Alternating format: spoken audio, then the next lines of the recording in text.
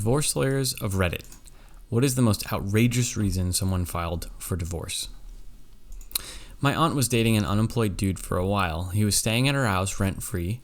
They got married and were ready to go on the honeymoon when the new husband tells her he's not going because he has to take care of his plants at the house. Big fight. Aunt goes on the honeymoon with her sisters instead.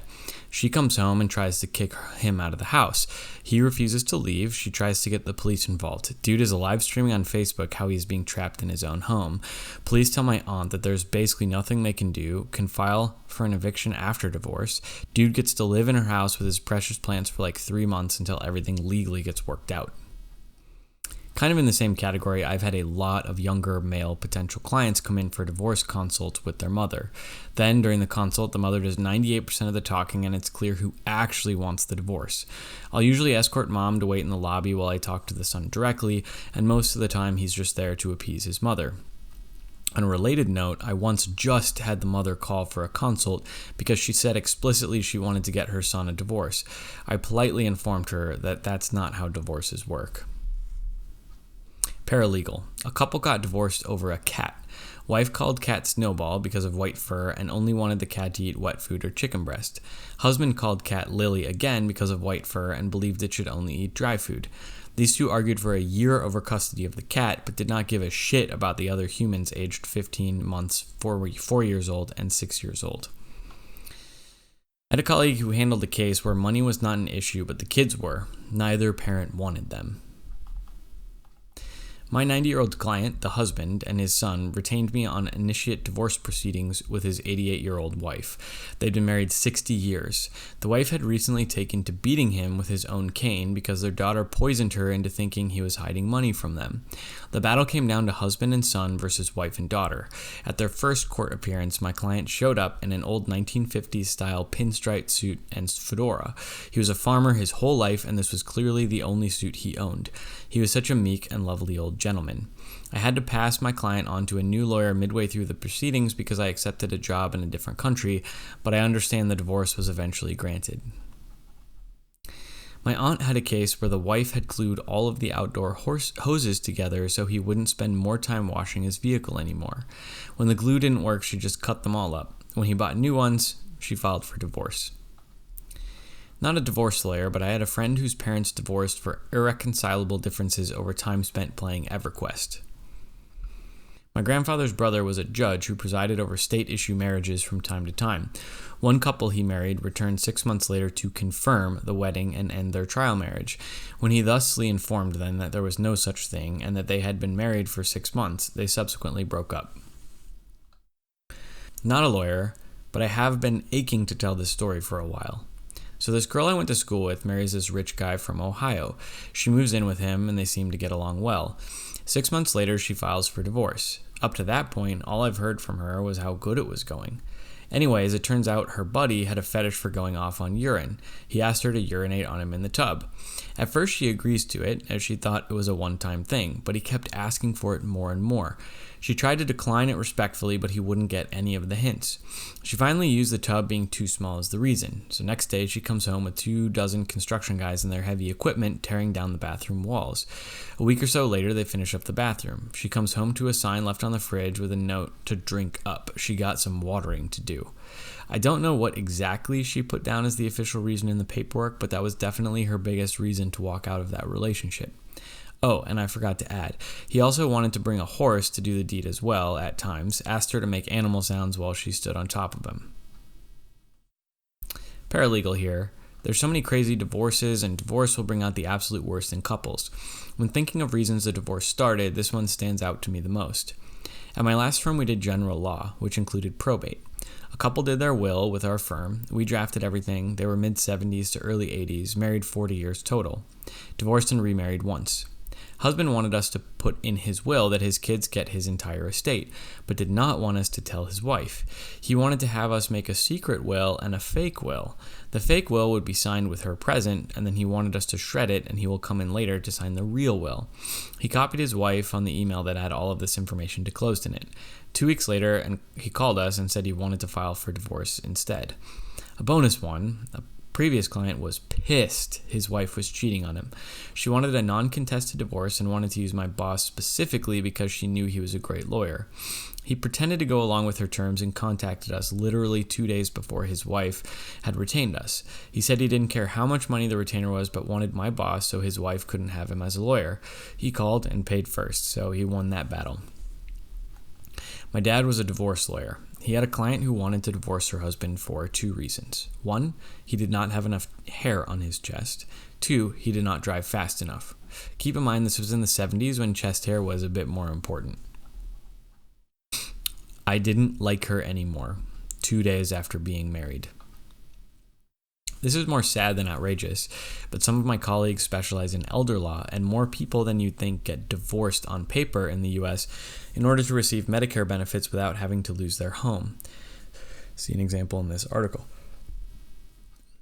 She was kidnapped in Mexico, and he refused to pay ransom. Eventually, her family managed to pay, and she was left on the side of the road. It is not outrageous as in petty, but outrageous in how absurd that is.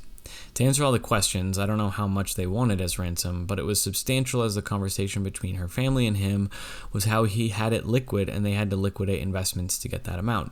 She may have told me, she may not. Something in pesos, and I don't know the conversion rate. It was all a random number to me.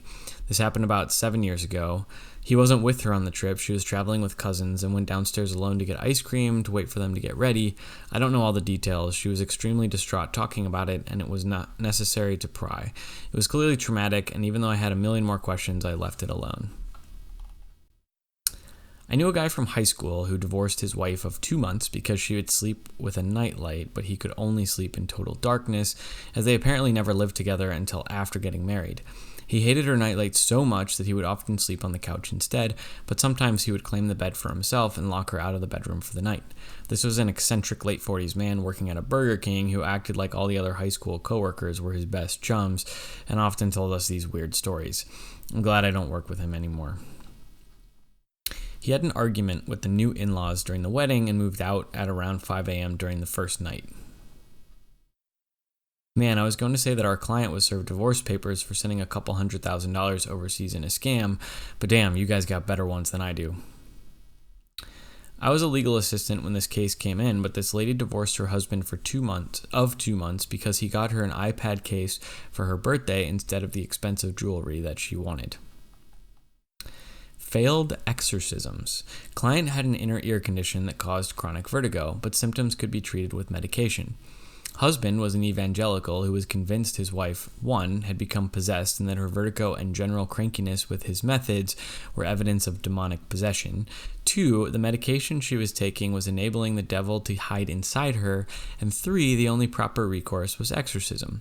He would hide her meds until she got dizzy and then try various methods of exorcism. This included sweating it out, put under blankets while incapacitated and locked in a room full of space heaters, freezing it out, pretty much the reverse but with AC, fans, and bags of ice, surprising it out. He would jump out and scare her like it was the hiccups, but instead of yelling boo, he would recite the Lord's Prayer or Psalms.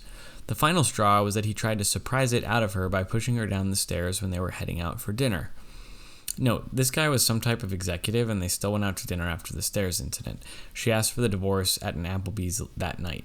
I have often tried to picture that conversation as she was adamant that he was a total sweetheart and never acted out of malice or anger. My client put his wife in an assisted living facility based on a misdiagnosis, the medication of which caused this wife to be unable to care for herself. While in the facility, my client, shocker, started dating another woman, and methinks she began using hard drugs. He used a lot of money on both of those things. She eventually got off the medication and got better. Suffice to say, she was not happy about what had transpired. I represented a porn actress or webcam model who filed for divorce from her husband, who also did the porn webcam model business. He would do gay porn on the side because the pay was better.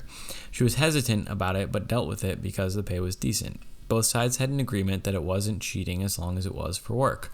One day, she came home early and found her husband in bed with 2 men. They were not filming, and that was too much for her. Needless to say, the old conservative judge couldn't wrap his head around this one. A friend of mine divorced his then-wife because she would only speak French when her family would come over. She was Spanish, as was her family. To add, her family spoke English, French, and Spanish. He could only speak Spanish and English.